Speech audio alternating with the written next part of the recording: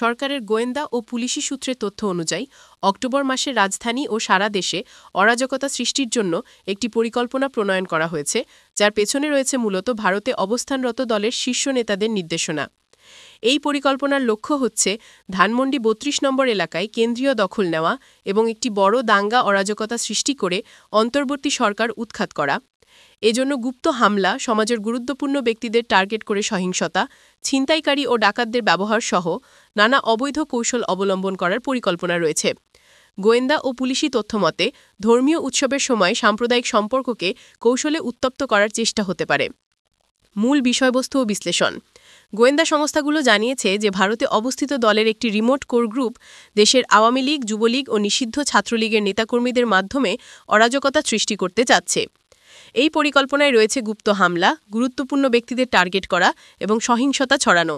লক্ষ্য হচ্ছে আইন শৃঙ্খলা পরিস্থিতি চরম অবনতির মাধ্যমে একটি রাজনৈতিক পরিবর্তন আনা।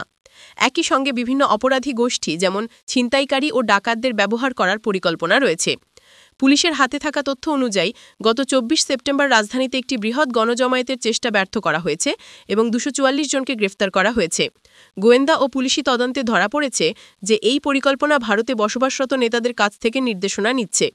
ইতিমধ্যে বহু নেতাকর্মী আত্মগোপনে চলে গেছে এবং গ্রেফতারও হয়েছে। সরকারকে বিভিন্ন গোয়েন্দা সংস্থা থেকে সতর্কতা দেওয়া হয়েছে এবং পুলিশকে সময় উপযোগী পদক্ষেপ নিতে বলা হয়েছে। পুলিশ নিজেদের মধ্যে তথ্য ফাঁসকারীদের শনাক্তের জন্য একটি গোপন কাউন্টার ইন্টেলিজেন্স টিম গঠন করেছে। সাইবার ইউনিট ডিজিটাল মাধ্যমে শক্ত অবস্থান তৈরি করেছে, যাতে দ্রুত সংগঠিত মিছিল অরাজকতা ঘটানো যায়। পুলিশের মধ্যে কিছু পুরনো ধারার সদস্যদের তথ্য ফাঁস করার আশঙ্কা রয়েছে। এই কারণে পুলিশের উচ্চপদস্থ কর্মকর্তারা সতর্ক এবং নজরদারি বাড়িয়ে দিয়েছেন।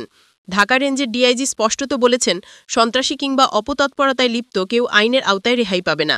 অতিরিক্ত আইজিপি খন্দকার রফিকুল ইসলাম বলেছেন, পরাজিত শক্তি নানা কৌশলে আইন শৃঙ্খলা বিঘ্নিত করার চেষ্টা করছে এবং পুলিশ ইতোমধ্যে যথাযথ পদক্ষেপ নিয়েছে।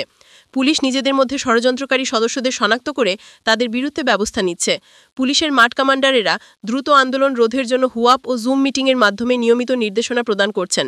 ডিসি, এডিসি, এসি ও ওসিরা মাঠ পর্যায়ে তৎপরভাবে কাজ করছেন। অক্টোবর মাসে আইন শৃঙ্খলা বাহিনী কিছুটা চাপে থাকলেও প্রয়োজনীয় প্রস্তুতি জোরদার করা হয়েছে, যাতে অরাজকতা প্রতিহত করা যায়।